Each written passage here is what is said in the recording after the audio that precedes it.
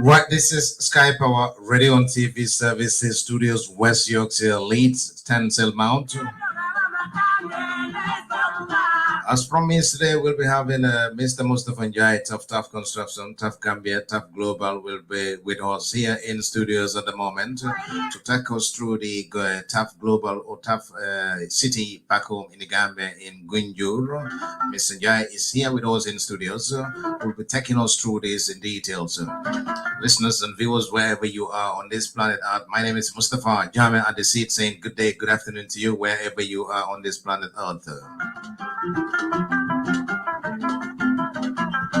Assalamu alaikum bari lamur lalu mobe dawda ngalbe konton kal bismillah programo min ngol ngane nga kere kere purkanaka sambanan lamur lani jibere la kula min bedende Mustafa Njai Taft Construction mobe ya lonne ni nata mako ero ning bloro la karola Gambia banko kan wala Africa banko kan intambe nga Mustafa Njai fango romfe intambe studio kono bi na bakachala kachabe diala ba ke kula min bedende Taft City la min begering Gambia banko kan gunjur intambe. Assalamu alaikum, Baki Degul Kati Newland in New Fiji, Sky Power Radio and TV Services Studios, West Yorkshire, Leeds, Stencil Mount. 5 months in Naka Newland in New Zealand, Bissim Large program Bo Hamne, Mom Denku Jiglel Fee, Amphi, Kanbumak Bo Hamne, Moy, Mustafa Njai, you can go Hamaji Taft Construction, Mustafa Njai Taft. Yamaji Mungin HB Studio C, Mom Dinayu, Nanyam Watana, Mom, Lu Jubuchi, Manam, Taft City, Village, Gambia, Gunjur, Tafa, Mom Hamne ko to Lodeme, Luajuchi, Manam, construction, ak building, Aideweno, Mom, Lunyuranyela. Kunranya Lanaka, Fiji, Walum Fanagogo. And Action Harid Mustafa Jamenekal and Fiji, Rajobi at Facebook, YouTube, Instagram. Why didn't you there from Sky Power Radio and TV Services? We have Mr. Njai with us here in studios. First of all, we'd like to say, Mr. Njai, for the first time, welcome on Sky Power Radio and TV Services. Mr. Njai, welcome. Well, thank you very much, Mustafa, and thank you for giving me the opportunity to be on your show. And I want to congratulate you for this initiative. And it's a pleasure to be with you tonight. Thank you very much, Mr. Njai. We would like you to help us take us through with some of the modalities or some of the construction things. Mustafa Njai has been a very famous name in the Gambia, alias Taft has been a very famous name in the Gambia. And then in Africa as whole, Mustafa has been involved in construction, building, and things of that magnitude, especially when it comes to the first of all, and then we happen to see that there's this new thing coming up called the Taft Global, Africa Global, and Taft City. Mr. Njai, why Taft City? Thank you very much again, Mustafa. Taft City is a pilot project, and it's out of an initiative that we had about 2 years ago to develop 1 million homes across sub-Saharan Africa. The reason being that there's a demand for housing throughout Africa. For example, if you take Nigeria alone, where we've done business for the past 10 years, the demand, the building deficit on housing alone is about 17 million. In Gambia, although our population is small, I'm sure it's in the few hundreds of thousands or so. So there's a big demand. I mean, housing, especially affordable housing, is a huge demand in Africa. And for that reason, having been in this business for over 31 years now, and being recognized in Africa, I thought that, we need to come up with initiative that we can lessen the demand, we can increase the supply. So it has never, an initiative as this big had never been launched in Africa. So I asked myself, why not? Because I think we have the pedigree, Taft Africa Global has the pedigree and the experience and the know-how to be able to deliver this. So in 2018, we launched the Million Homes delivery across sub-Saharan Africa. Now, and this is for over the next 20 years. We have a plan for the next 20 years to do 1 million homes. And then obviously your question, Taft City in the Gambia, why not Gambia? Because I'm Gambian. I went to Nigeria about 10 years ago, and what I did in Nigeria was much bigger than anything that I've ever done in the Gambia. And I still have opportunities in Nigeria to do so. I also have opportunities in other countries to do so.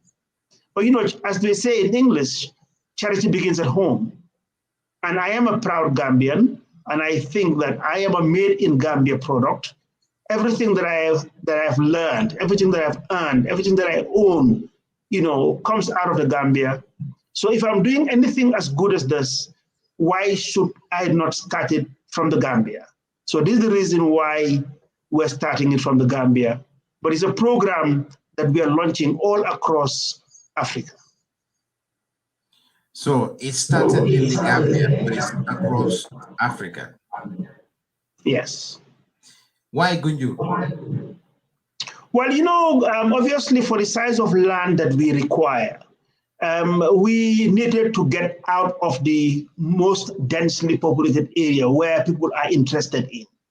Today, if you want to get a land of that size, you cannot have anything of that size, even today now in Gunjur, because we are there already.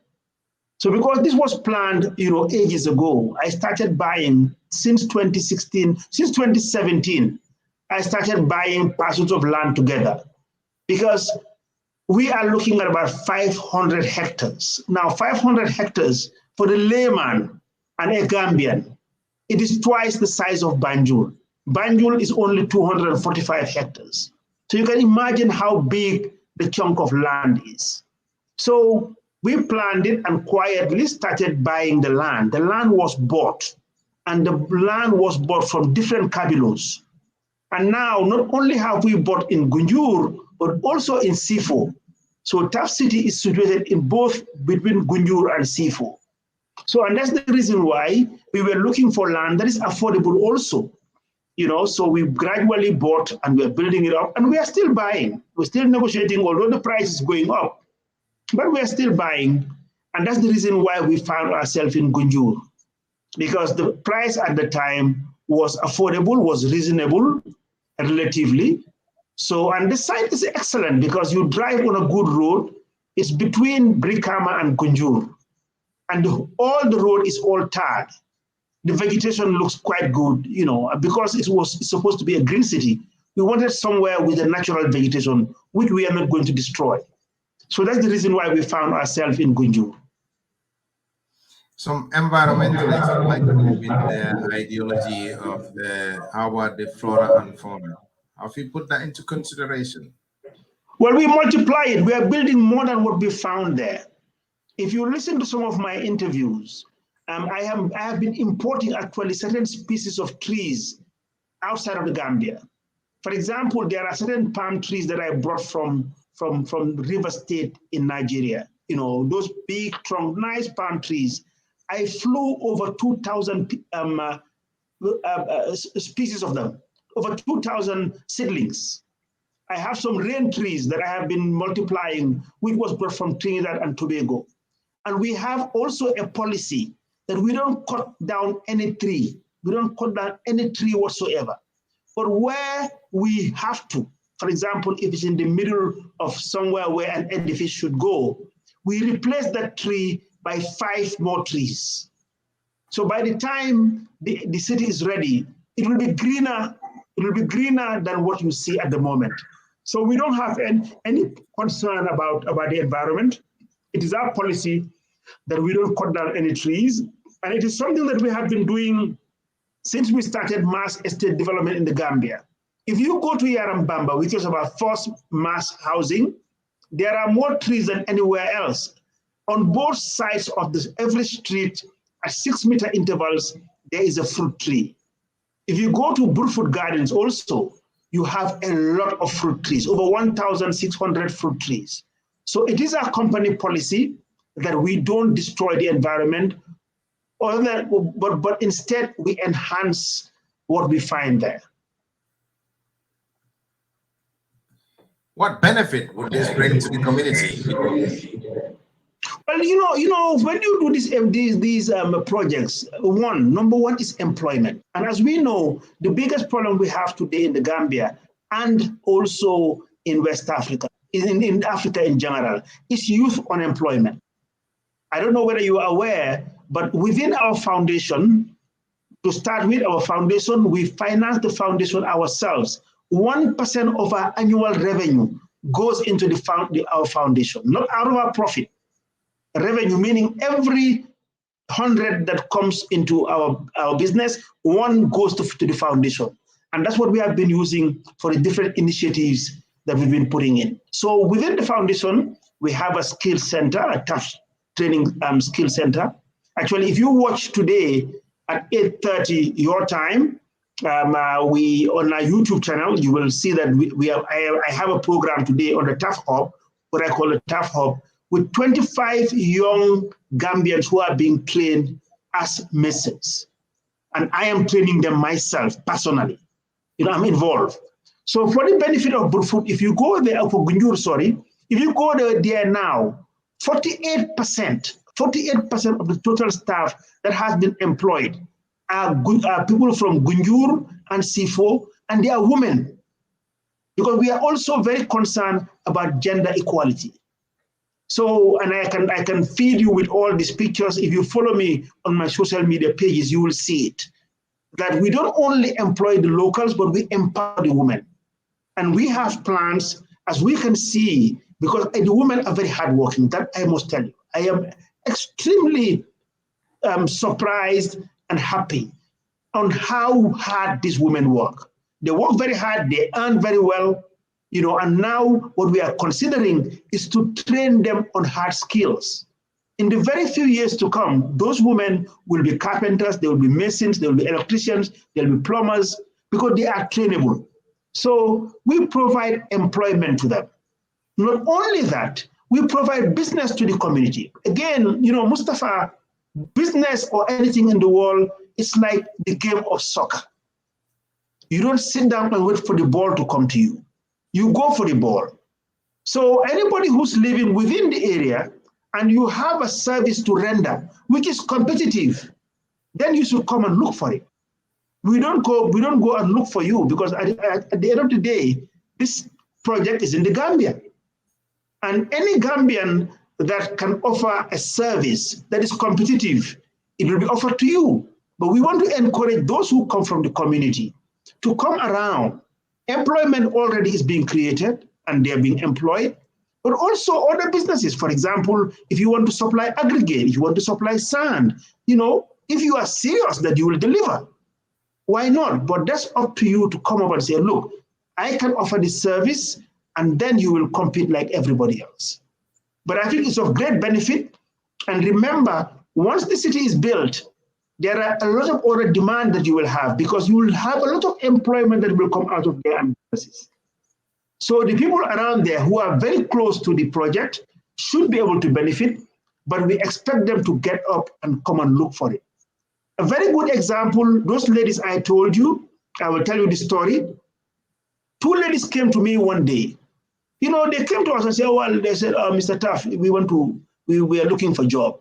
but they were in their Ibadu. So at first, I just told them outrightly, no, we haven't started, finish the house for cleaning. I said, no, we're not here to look for cleaning job. There's two of them. They said, we are here to take up any job that a man can do. Actually, I know their names. It's Penda. One is known Penda. The other one is called Binta. So I told the supervisor straight away, employ them, give them a hoe. We're clearing the grass there. Let them go and start like all the men. And Mustafa, to my surprise, this was about 11 o'clock in the morning. I went to look at them at 4 o'clock. They were bent there. They were still walking. So what I told them was the next day, if you have other people like yourselves who want to work, please let them come. So today, they form 48%, and we are going to employ more. But I will tell you, and I will frankly tell you, what I've seen from them is different from, on average, what the men are like. These ladies are very serious. And for us, as I told you, we are now working on a program where these ladies will now be trained to be doing hard skills. So one day now, maybe in the next 5-10 years, you will have these ladies who will have their own companies and building houses like the way I started. So that's one of the benefits that the community, anybody around the area, will benefit from. Yeah, skills. The key for me here, Mr. Guy. Skills.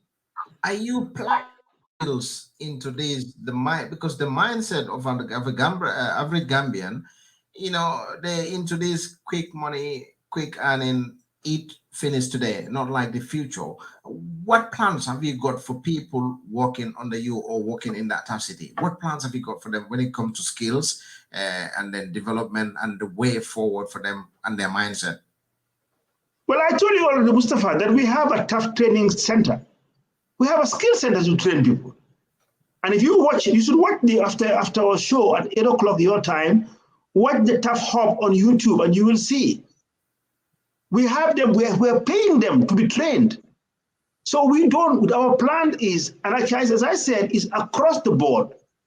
Any young person, a woman or a man that is interested around the ages of 18 to 30, if you are trainable and you are willing to be trained, then we will train you.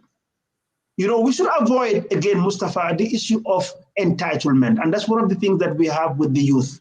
Oh, what can you do for me? I cannot, all I can do is create an opportunity for you. It's up to you to get up and do it. So that's one thing that I would want to advise the young people to do. That look, don't look down on these professions, because I am a living example. Today, if you think I am successful, I started immediately after high school and concentrated on doing carpentry. And today you can see where I am. But you said it. Some of these young people, they want to get rich quick. They don't want to work hard. They don't want to sweat. They don't want to wake up very early in the morning. So we should all stop the blame game and go for the ball. And going for the ball is seizing opportunities. You think what is the problem? What is the cause of that, Mr. Jan? Because you are an expert and experienced person in this field. Yeah, listen, we cannot just over an interview tell you what a specific problem. But I'll just highlight one thing that I have been advocating these days a lot. And one of the presidential candidates at the debate yesterday said it. And I think he's right. We need to look at our educational structure, our curriculum. We are training these young people to be dropouts. That's what we are doing. If you are training somebody to grade 12, now I have worked out the figures and I will quote you the exact figures. In 2018, the number of school intake was 350,000 kids entered the schooling system. That's at elementary school, at lower basic, 350,000. In the same year, only 62,000 graduated from senior secondary school. Now, in percentage terms, that's only 18%. 18% only graduated. Now, being a graduate of secondary school, that doesn't give you a job. Now, again, what do they want to do? They want to go to university. The University of the Gambia only takes about 1,000, which is about 0.04% of the school intake of that year. So the government needs to look at our educational curriculum and the policy to make sure that we engage our young ones on hard skills. Because there's a demand. There's a demand. And what we should do, which is an African problem, we should train for the jobs that we need.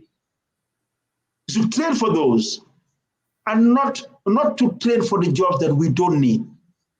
You know, as the saying goes, you eat what you grow and grow what you eat. It's the same in education.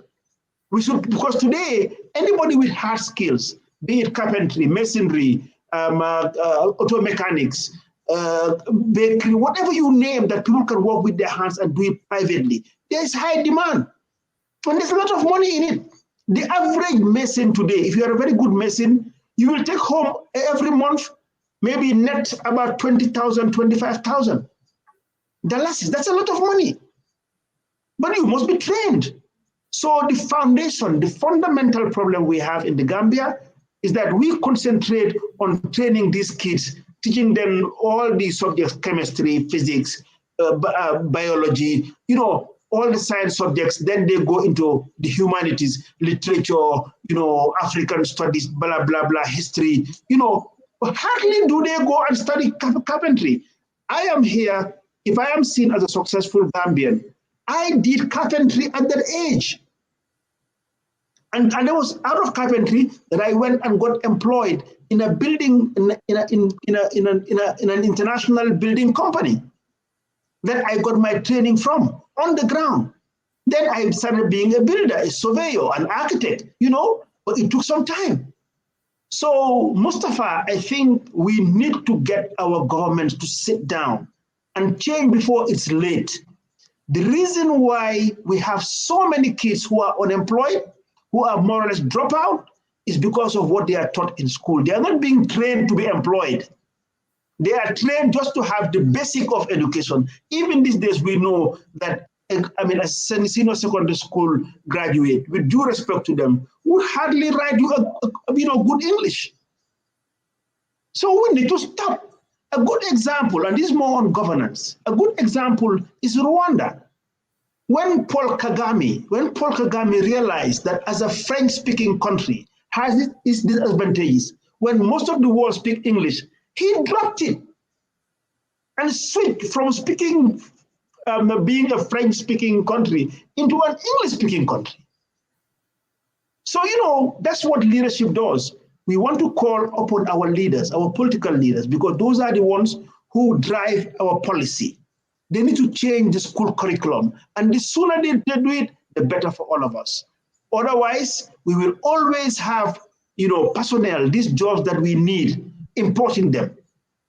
Today, you come to the Gambia, you find Senegalese working there, Sierra Leoneans, Guineans, Beninois, Nigerians. They are coming and doing these jobs. Now they'll tell you, oh no, our young people are lazy. They are not lazy. They're not lazy. When I went to Nigeria, I took with me 400 Senegalese and Gambians.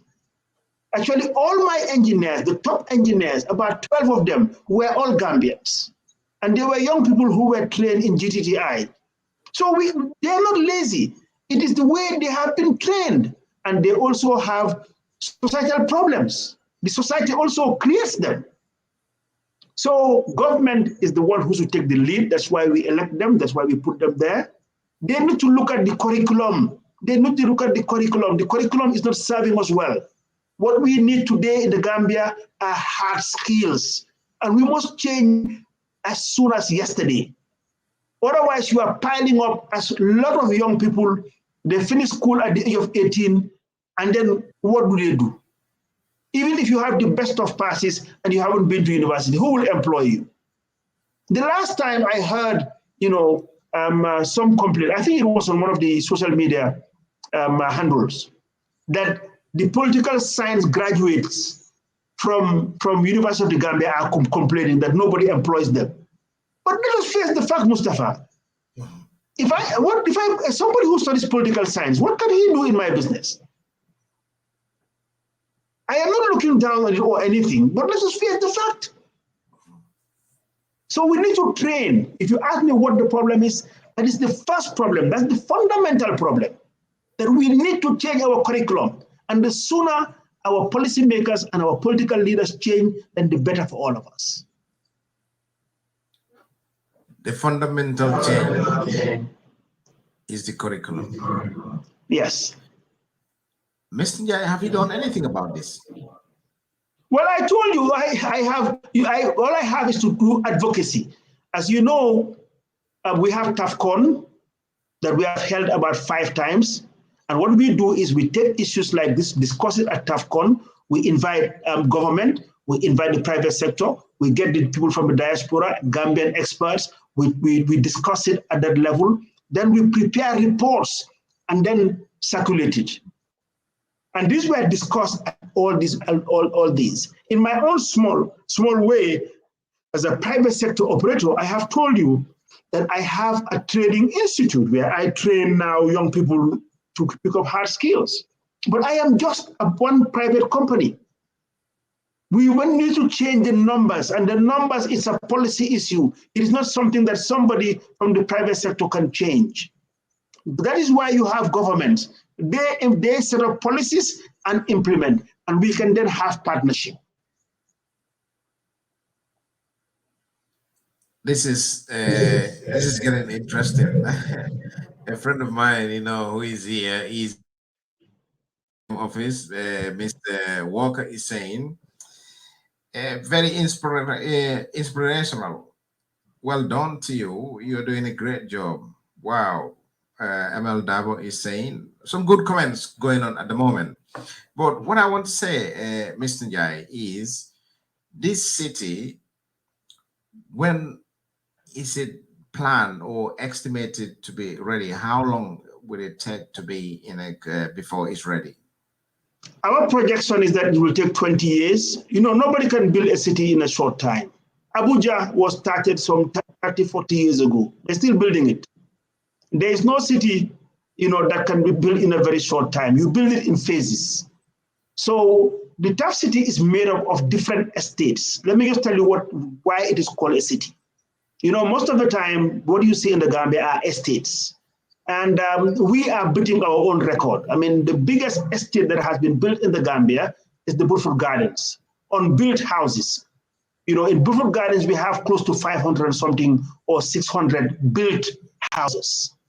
Now, this is going to be 5,000. So you can see the difference. So what we are doing now is we are going to have several estates there, and every estate has a name. Now, the first estate is called Benna. Benna in Wolof, meaning one. The second estate is called Didi. Didi as in Fula. The third estate is called Saba. Saba as in Mandinka. The fourth estate is called Baki. As in Baki as in Jola. The fifth estate is called Batik. Batik as in Serir. Then the sixth one is called Paj. Paj as in Mandinka. The seventh estate is called Seven, as in Aku. The eighth estate is called Kabu, I think, Kabu as in Sarahuli. So, but what we're doing is we're developing, like, the first estate that we're building is the Benna, which is the first, made up of 60 units. For example, we have launched it, and then we launched it with an incentive for our buyers. We're giving 20% discount for the first 50 buyers. And I can tell you that 40 of them has been committed already within 1 month. So we have only 10 on that initiative, but others are there to be sold. So our plan, again, answering your question, that by the 1st of December, 2022, anybody who's bought in the first estate, which is Benna, it will be ready 100%, and people will be able to live in there. And then it will be finished in phases, one after the other. We think it will take us 20 years, but it might take much shorter. I mean, it all depends on the demand and how people buy. That's the estimate. So you're looking at the first estate, which is like 60 units to be done by December 2022. Benna that's the target. Yeah. Right. And then you've got the people coming to have a look. So what are they like if you want to a house or a flat or an apartment in Benna, what's the cost? Well, the cost, I mean, let me first tell you what I have done in coming to this cost. And again, when I do these things, it's based on figures and studies and so many other things. First, defining what affordable housing is. We are specialists in affordable housing. Well, let me take you through the three categories of housing in Africa. The first is social housing. For example, we have most of the time people telling us, especially on social media, oh, your houses are too expensive. What can you do about it? I am in private business. I buy the land. I will buy the materials. I pay taxes. There are so many, the cost is so much that there's a limit to what I can do for people of certain earnings. That is the reality. In England, where you are, there are certain developers, they cannot cater for certain category of people. For example, the council houses in England, the government plays a role. So that is government's role. Government should get engaged. Yes, they can engage developers, give them the land, create incentives, and then give them a condition on how much the plots or the land should be sold for. And that is the role of social security. That is why social security, when they sell their land is cheaper. Because social security don't buy land. They are allocated land. And then they have other incentives, so therefore their prices can go down. But a private developer, there is no private developer that can address social housing. So that's one. So that bracket is called social housing. And now then the second one is affordable housing. Affordable housing is mainly for middle income earners. So we've looked at it, we've studied it, and we try to peg our affordable housing between the price of about $35,000 to about $60,000. That's the range. Now, nobody buys a house cash, not in England, not in America, anywhere. So we did our studies and realized that, look, if we want to make these houses affordable and accessible, we need to address the offtake that people must have a facility or they must have a way of buying these houses. And that is through mortgages. If you want to get a house today in England, what do? You get a mortgage. So we have now been able to convince banks to giving out mortgages. And they are Trust Bank Gambia, Eco Bank Gambia, and Guaranteed Trust Bank Gambia. They now offer mortgages. If you are, for example, paying with hard currency, if some of you are earning hard currency, the interest rate can be 10% per annum. Then if you want to borrow in Dalasi, the interest rate is about 13%. So that's something that we have been able to engage the banks. So some of our houses, most of the people who are buying now are buying through mortgages. And you can have a mortgage for 10 years. You are asked to pay an equity of 25% down payment, and then the other balance will be spread over 10 years. What we are even doing now, we're trying to engage the bank so that if you cannot afford the 25% down payment, you save towards it. So you will save, let's say, okay, for example, for the next 1 year or 2 years, I'm going to be saving so that I can be able to get a chunk of 25% of the cost. Then I will put it in as my equity, and then the rest I can pay the 75% over 10 years. So these are the prices. Our prices range between $35,000 to about $60,000, depending on the size of house that you want. Yeah, that's what I'm saying. That's what I want to come to. Like 35 to 60,000. So would you say that's a 2-bed or 3-bed? And is it detached, semi-detached? It's difficult for me, Mustafa. Mustafa, I am a CEO. I am a CEO of a global company. And I sit at the top. Like now, as the interview, you didn't tell them that I'm speaking to you from Johannesburg. I just flew in today from Durban, and we are registered in 8 African countries, and I am sitting at the top as the CEO. So I don't know certain details. But what we do is, if you go into our website now, immediately you will see all the prices. They are all uploaded. So all the details are there, the 3D pictures are there, the plans are there, prices are there. But otherwise, if you just send an email to our email address, people will respond to you within 24 hours. We also have a WhatsApp chat group. We have a chat room that you can chat or you can send a WhatsApp. So I don't even want to remember the details, or I cannot. So I know that the range is between 35 to about 60,000. But you can get all these details from our website. Yeah, that's right. I was just trying to get that across to the viewers and listeners. So the houses between the range of 35 to 60,000, whoever is interested, and then a down payment of 25,000. Did he say 75 or 25? 25%. 25%. Which is and yeah, I mean, when I say 35 to 60,000, that's USD dollars. So US in dollar. Pounds, it's about 20-something thousand pounds, to going up. And but we have all the prices, we have all the pricing in all the currencies in our website. Otherwise, if anybody sends us an email, through our website, which is info@taftafricaglobal.com, you will get a response immediately. Or our WhatsApp numbers, we have 2 WhatsApp numbers, which is 3762-333 or 7762-333. Before we go further, I'll put that down here. There is this short video that I will play for viewers and listeners to see. I think that video got some of the details, and then yes. I'll play that for like 1 minute. You can have a sip of water to drink, and then the video will be running for like a minute or so. And then any details, if you want to know about Taft City, is in this video. Stay tuned. Taft Africa Global presents the first eco-smart city in the Gambia, the Taft City, located between Gunjur and Sifo. It is 30 minutes away from the Banjul International Airport.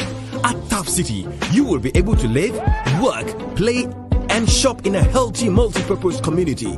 This vibrant urban environment will meet your everyday needs with commercial, business, recreational, and other complementary services to increase the value of your home.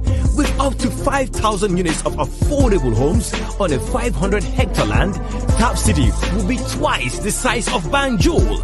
Prime location, stunning properties, and amazing discount of 20% for the first 50 buyers. Make an appointment today to secure your property. For more information, please call +220-776233 or +220-376-2333, or you can send an email to info@taftafricaglobal.com. Better still, visit our office at Madiba Mall, Bruford Gardens Estate. Taft City, a green and smart city, accessible to all. Yeah, that video entails details about Taft City. If you're interested in buying and sending an information or inquiry line, those are the numbers and the email details that you can send to, and then you'll get a response within 24 hours, if I'm right. And then you can pick it up from there. They're affordable houses. It looks beautiful. It looks nice, Mr. Jai. I would like to have one. Would you encourage me to have one? One, why? Why not? Why not? Why not? Why not? I mean, if you cannot afford, as I said, for example, the down payment, start saving for it. If you start saving for it, then maybe after 2 years, because it's 5,000 units, then you can have the deposit. But I would encourage people to think about it. I mean, it's good location, and remember that capital appreciation will be very high, because it's both a green and a smart city. This is the biggest ever been done in the whole of Africa by a private developer. That's how big it is. So if we say smart, what does the smart entail here? If we say smart and eco? Well, smart meaning that obviously technology will be applied. For example, we'll have very fast internet. Some of the houses will have facilities, things like your door key can be opened by a card. When you enter the estate, on your estate, you can just buy a card, the boom will go up, you'll go through. Your windows, for example, your air conditioners, if the windows are open, it will come off. You'll have smart meters. We're going to use both solar and the grid, but there'll be smart meters. So when we are on grid, your payment will be much less than what you pay to the national grid. We're going to have a lot of facilities like hotspots within the city.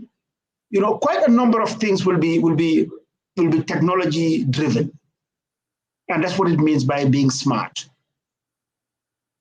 Eco. Eco meaning green, eco-friendly. That's what it means. That we'll be as green as possible about the environment. Not only that, but also we're incorporating the agricultural value chain, because we are going to be doing farming there. So people who live there will be consuming things that are grown there, because we are going to go into hydroponics. Hydroponics is vertical farming, so you don't need a lot of land to farm for quite a huge produce. Then aquaculture, because the city is close to the Al Hayan River, and we're going to also invest in aquaculture, so fish will be farmed there. As you know, in Gambia now, everybody's crying out loud that we are running out of fish products from the sea, but we're going to farm fish. We're going to have a poultry business there, animal husbandry, sheep rearing, cattle, milk, small cottage industries to do butter, cheese. So that's why it is called a live, walk, and play. So when you live there, you can walk there and you can do that business there. And to answer your question again about the benefits, for people who live in the surrounding, these are all employment that will be created for them. We are also going to have an educational sector with a junior school, that's a primary school, a secondary school, a university, and a vocational college. So if you live in the city, anything that you need, within the family, you should be able to find it there. Great. I would encourage people, a lot of people watching here, I will take 1 or 2 questions from anybody who's asking anything, or I'll give them only 5 minutes towards the end. Just open two calls, 2 or 3 calls. If you want to ask, you can send a message. I'll read the message, Fadabo, I've got your message. I will read it to him and then ask him about that. He's wanting to buy the house, but yeah, I'll come to your message, Fadabo. But before what I'm saying here, Mr. Njai, some of these things, there are always difficulties. Would you say you encounter some difficulties, and what are they, and how did you overcome these challenges? Well, let me tell you something about entrepreneurship. Entrepreneurship is all about turning challenges into opportunities. There's no entrepreneur that is successful without having daily challenges. As I talk to you now, I have major challenges. So what you do is you try to mitigate these challenges and turn them into opportunities. So I have many. For example, I went to Nigeria. I mean, everybody knows that Nigeria is not the easiest place of doing business. And I went and invested in River State. River State, in Port Harcourt, kidnapping is an everyday thing. So people wonder, even as a Gambian, how did I do this? But one thing I believe in is that if Richard Branson can do it, I can do it. If Aliko Dangote can do it, I can do it. And that's what I want my listeners, you young ones, to have in mind. That, turn your challenges into opportunities, and don't give up. Don't stop to blame game. I want people to look up to me and say, okay, if Mr. Njai didn't go to a university, if Mr. Njai at 18, he was a carpenter, today he is this. If he can do it, I am going to do it. So you work hard. Now, what is the formula to be able to do it? So I have lots of challenges, but I turn my challenges into opportunities. So that's where I just want to summarize it. I want to summarize that, look, whatever challenge you have, there's always an answer to a question. There's always an answer somewhere. There's always a solution to a problem. If you don't have it, Mustafa, if you don't have it, maybe Binta has it. Go to Binta, find a way of how to get it out from here or from her, or go to Keba, or to Ibrahima, or to James. That is the way forward, and that is how successful businesses work.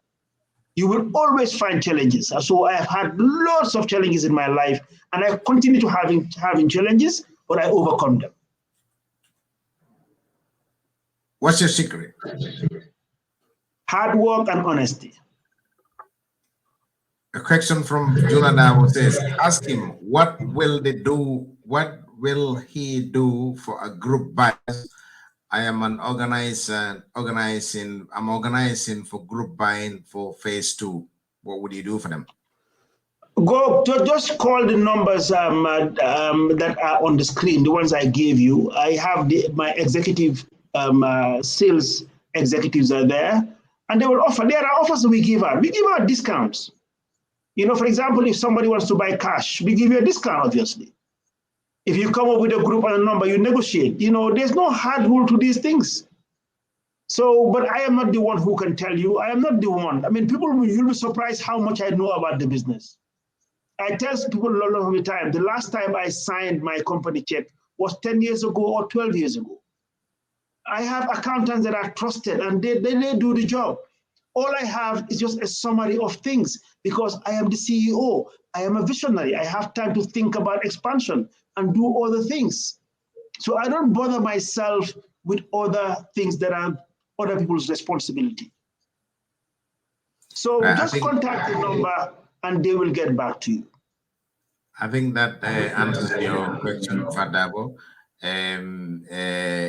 He's prepared to give the details are here. I'll play the video once again if you're interested in reaching out to the management team or the people responsible. Numbers are here and the informations are here supplied on here.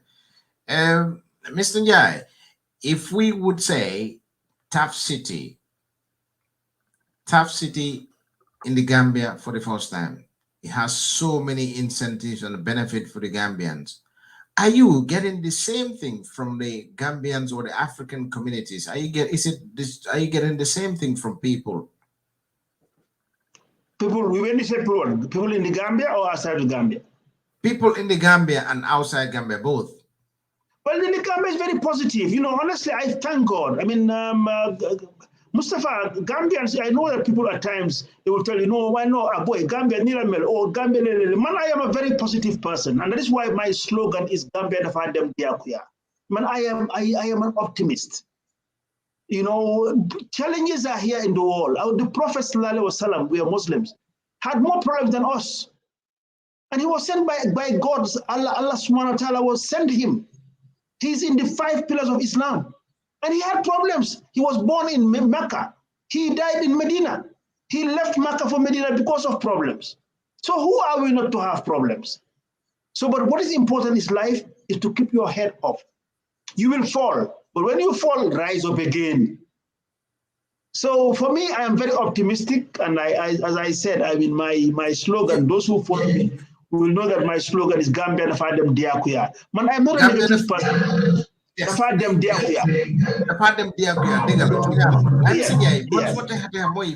The difficulty I'm having is like, how do we translate it? How do we inculcate this in our people? How do we do this, Mr. Jai? How? Well, we multiply the numbers. Mustafa, you told me just before we started that you were working at Radio Gambia as an operator. Haven't you done well? I mean, gone up the ladder from then to now? Today you have your own online radio station. You have your own online TV that you are streaming. You are growing. The problem is that we want to make it too fast. Look, I am 65. On February, I'll be 65. I still go to work. I leave my house at 7 o'clock. And I am in Gunjur on my site at 7:30. I walk under the sun till 4, 5 o'clock before I go back. By just walking on my site, I do something like 12 to 15,000 steps every day. If you do that, and that's why I said 2 things, hard work and honesty, then you will increase your chances of success. That's the formula. Anything else, forget it. The others will come in. But these 2 things that you should remember, anybody who wants to make it, you must work hard. You are living in Europe. You know that, when people go to work, if you have to clock at 7 o'clock, you get up at 4 o'clock in the morning. Prepare your kids, go and catch the train, do this, even at winter. But in the Gambia, when they come, they think that everything should come to them. They come to work at 10 o'clock. They start performing ablution at 12. That kind of mindset and that attitude, Mr. Jai, this is my problem. this is my main problem. Even when I go to the Gambia, you know, it's like that. How do we get that out of them, Mr. Njai? How? But you cannot listen. If you don't do it, it's an opportunity. Like, for example, let's take Britain, for example, and Brexit. What happened? With due respect to them, the Eastern Europeans came and took over some of the jobs that these guys were not doing. What happened with the petrol shortage? It's not only in the Gambia. Nationals at times are like this. So others will come and take the opportunity because we live in a global village. People in West Africa today, they have the same right as Gambians to come and work in the Gambia. So what is going to happen if our young people don't get up and try to work and change their attitude? You will have a John Coffee from Ghana or Ezekiel something from Nigeria or Keba Job from Senegal. They will come and do the job and get the monies. The next thing, socially, they will even interact. And you cannot stop them. So, you listen, if once it starts getting tough for them, then maybe they will get up. I told you, everybody has a blame in the pie, but also, you just cannot sit back, sit at home and complain. Yeah, the blame game and the laziness is something that I don't know. You, as in business, and the way you set your system up, do you think the response is good? Like the way you teach them how to their timekeeping, their time to come to work, their attitude, their performance, and their, you know. Do you think? Well, I think the network is playing. Yeah. But do you think there's any improvement in that? Yeah, well, look, listen, I mean, you cannot have it 100%. As I said, I have just discovered that women in Gunjur, they're working very hard. So maybe that will motivate the young men to get up. If you have your sister getting up at 6 o'clock, preparing the family, and then going to work, and then at the end of the month, even as an unskilled, gardener also bringing home $8,000, and feeding herself and so on, then you will follow suit. Society also creates this. In Gambia, our extended family system is also adding to it because, you don't have to work to eat. You don't have to work to live in a house. But can you do it in England? You cannot. So with time, maybe it will change. But at times, maybe if they have a lot of pressure on them, maybe it will change. Maybe. We hope so. It has to change. It must change. Gambia dina dem Gambia vitalale. Yeah, dia yow kay fekke Mustafa bugulo dem yow togal nga xaar ñu waaye ñun dañoo dem ñun. So anybody who wants to join us in the wagon, ñi believe na ñun dañoo dem daal dañu dem because Gambia there are people there who are making it, who are progressing like anywhere in the world. In England today, there are some that are not progressing, others are progressing. So really, just two words here: that hard work and honesty. Hard work. I'm not sure all Mr. Jai is very important. I mean for Jan Kumata back. How many kala kumuna wa hesi source hard work mean kata aning doku ning kato akumata back. Doku ning kato kumata back. Mr. Jai balanyo them. Before we go, we need you here. Your expertise is unique because the text messages I'm having, Usman is an expert in this area. He said, thank you, Taft. You are a role model.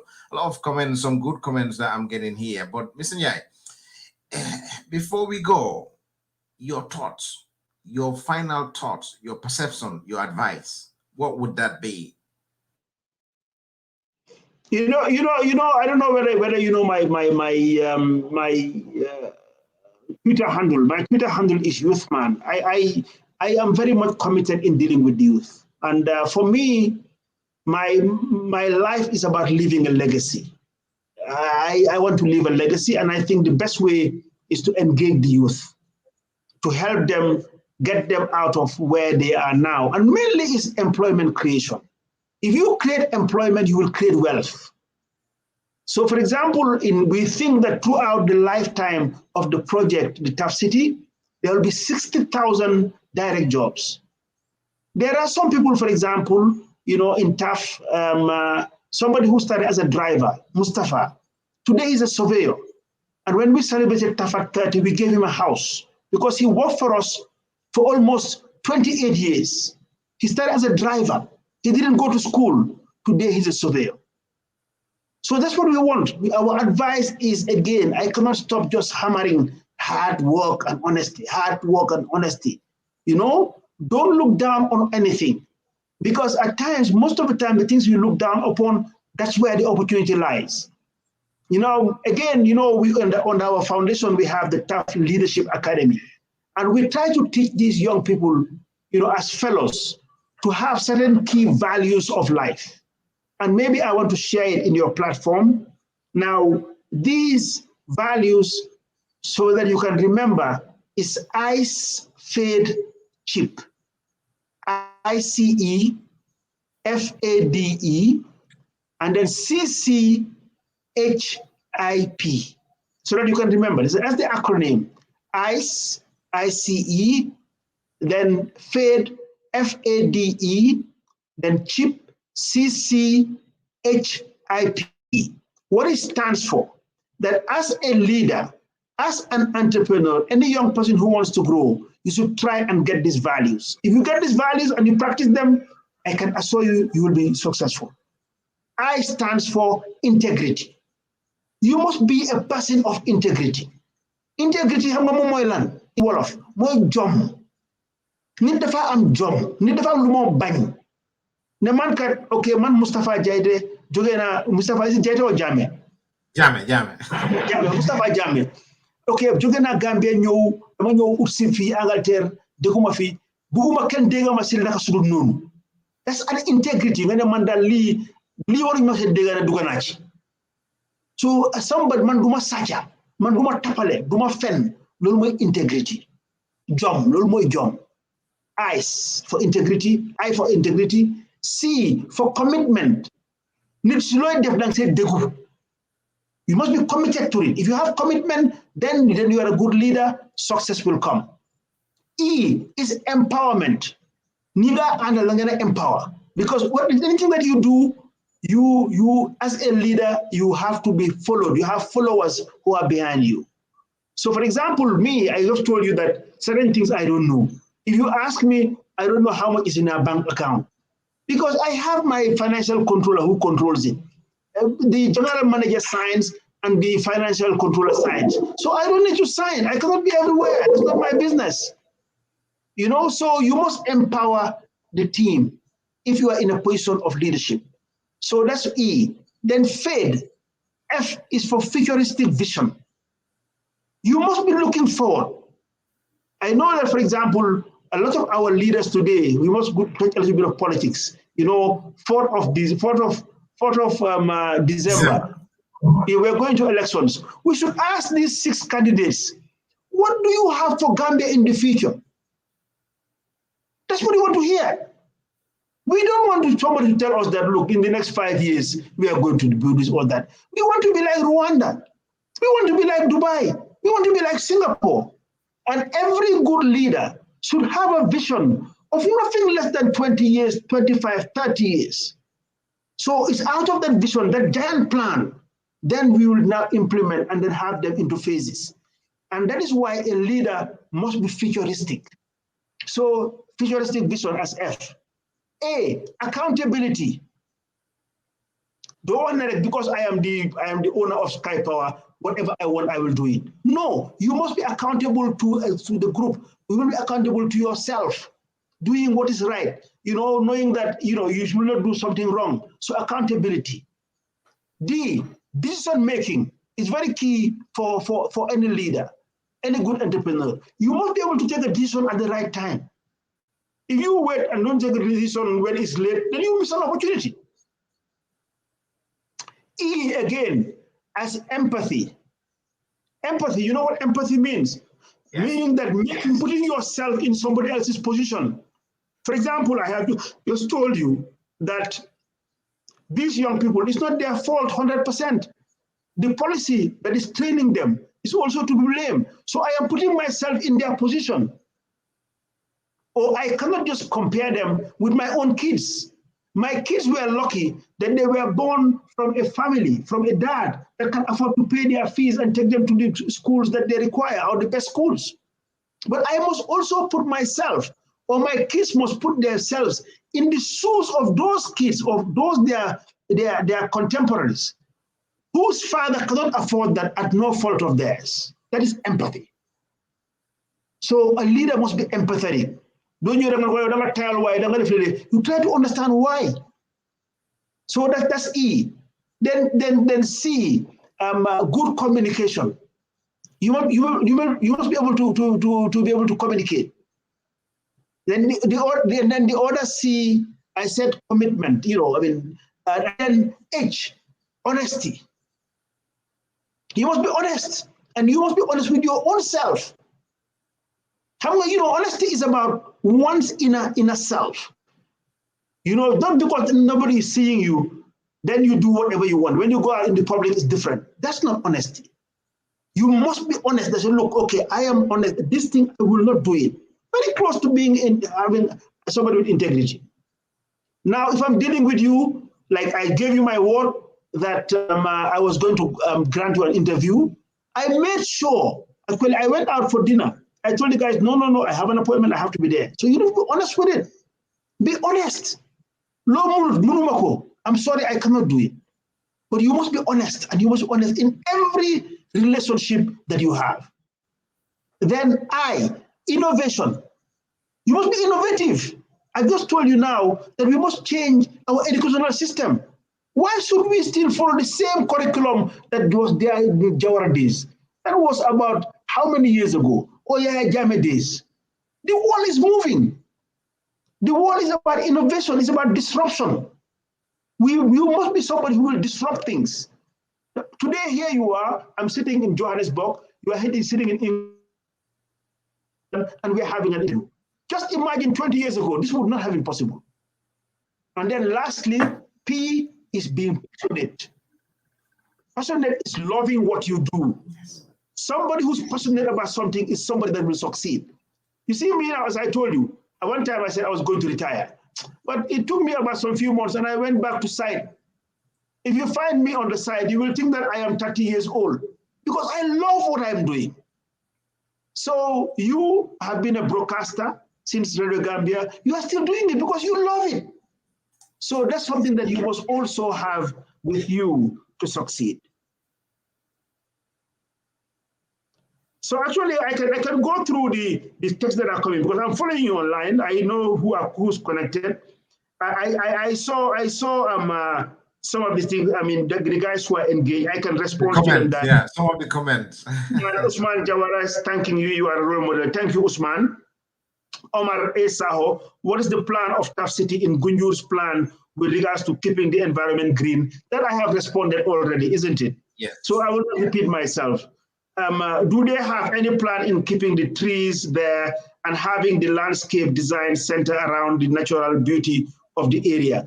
Actually, I will tell you that I have responded already. Yes. But to tell you, before we started the planning, we did a drone survey. Not any ordinary survey. I had to fly somebody outside the Gambia to come and do a very technical survey, flying a drone. So every tree was marked out. And the design was done around those so that we don't cut them down. So that's what we're doing. And then somebody says, Wagadu Bida. We have to change our attitude. Gambian, we like complaining, not to work in find solutions for our problems. Kind guy, Yusufa Ture. Well, we will try, we'll keep trying. And then Osman Jawara again says, besides the employment opportunities, what social benefits does this offer to the communities? I have said it, 1% of our revenue goes to our foundation, and our foundation is for our CSR. Of our community, for CSR meaning corporate social responsibility. So you can look at our foundation, taftafricafoundation.org. And what we are doing is not only for the community under our foundation, but for any Gambian that wants to come on board. And then Buba Dafe says, respect to this man. And then, well, Sky Power FM, please share the blessing. I think we've responded to all. Somebody asked about plots. We are not selling plots in Taft City, but we are selling plots in Tulip Garden in Jambajeli. What we want is, like where you are living now, we want the Taft City to be as good as what you find in your own place in England. That's what we want to do. Then why should we always be underdogs? For example, the reason why we want to sell plots, some will buy the plots and leave it there forever, and it will be a junkyard. So we want to make sure that every house is built. There will be estate rules. The place will be as clean as anywhere you go in the world. That's my dream. That's my legacy.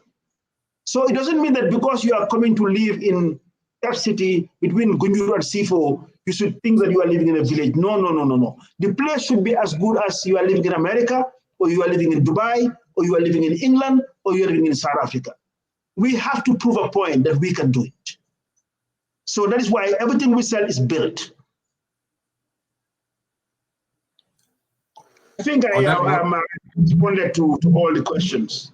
Yes, you have, Mr. Jai. Honestly, you have. And then I can't thank you enough, for the time, effort, and energy spent on here. And then it's been so educative for a lot of people. And then I think this answers to people who've been watching on the Facebook at the moment, and those listening to the radio as well. This has been Mr. Mustafa Njai, the CEO of Taft. We can't thank you enough. So, Mr. Njai, I've asked, I think you've answered your final thought. You said it already. So, unless you have anything else? Well, I mean, as I said, by 8:30, those who can connect to either Paradise, I'm sure some of the Gambians who are there, they now connect to some of these TV stations. We broadcast what we call the Taft Hub. It's a weekly program, the Taft Hub, and it's on GRTS, it's on Star FM, Star TV, it is on Paradise TV, and on iAfrica TV. At 8:30, simultaneously, we broadcast it. And it's an advocacy program. And also, it's on my YouTube channel. If you go to YouTube and you search Mustafa Njai, so Mustafa Njai is Mustafa Njai Taft. But if you just type Mustafa Njai, you will see the series. We are on series number 17 today. At 8:30, you will see we are setting out the first building with the trainees. So if you want to follow us on what we are doing on a weekly basis, just subscribe to our YouTube channel. Or otherwise, you can also follow me on LinkedIn, on Twitter, Instagram, and also on Facebook. But Mustafa, my final word really is to thank you. I mean, I think we want to encourage people like yourselves, young Gambians, who are striving all the best in your own areas. This is the way that collectively we can move our country. One of the things, the reason why we support people like yourselves, last year when COVID hit, and this is where the issue of the diaspora must be respected, 48% of the country's GDP came from remittances. So just the diaspora with the numbers that are there are contributing about half of the whole GDP of Gambia. So the diaspora is very important to Gambia. So we hope on the political level that by the time the next constitution come in, or by 2026, we'll have people from the diaspora who will vote, because you have a right to it. And then we must not slide away from it, because you are contributing probably more than those of us who are living in the Gambia.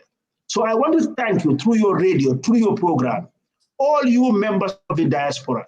We don't underestimate, we appreciate what you do, because anything that is supposed to be financed in the Gambia, one way or the other, it is financed by people like yourselves. And you work very hard for this. So I want to compliment you together with anybody who's out there working so hard. And I know what you guys go through to make that penny, to make that cent, to make that dollar. And at the end of the day, we want to share it with people there in the Gambia. So I want to thank you, and please extend my appreciation, not only to my clients, to all of you who are there working so hard. We see the comments that come in. Some comments that come in are positive, some are negative, but that's what life is all about. You cannot have everything 100%. So we listen, Those that are negative, we try to convince them or tell them why it is happening. We try to educate them. We also have our own shortcomings. So we try to address them. But I think in short, and the final word is just to say a big thank you for this initiative. God bless you. Mr. Jai, if you have the time, go through with the last couple of comments that come across just now, just come through. We'd like to thank you for your time, energy, and effort for being with us here, for honoring our invitation to come and have a little chat with us here on Sky Power. On that note, there's been Mr. Mustafa Njai of Taft Global, Taft Gambia, Taft City or Taft Construction. We're saying thank you to all people who's been watching, listening, and then viewing on Facebook. Thank you all for your time and have a pleasant night. Thank you, Mr. Njai. Thank you so much. Thank you, Mustafa. Thank you so much. God bless you.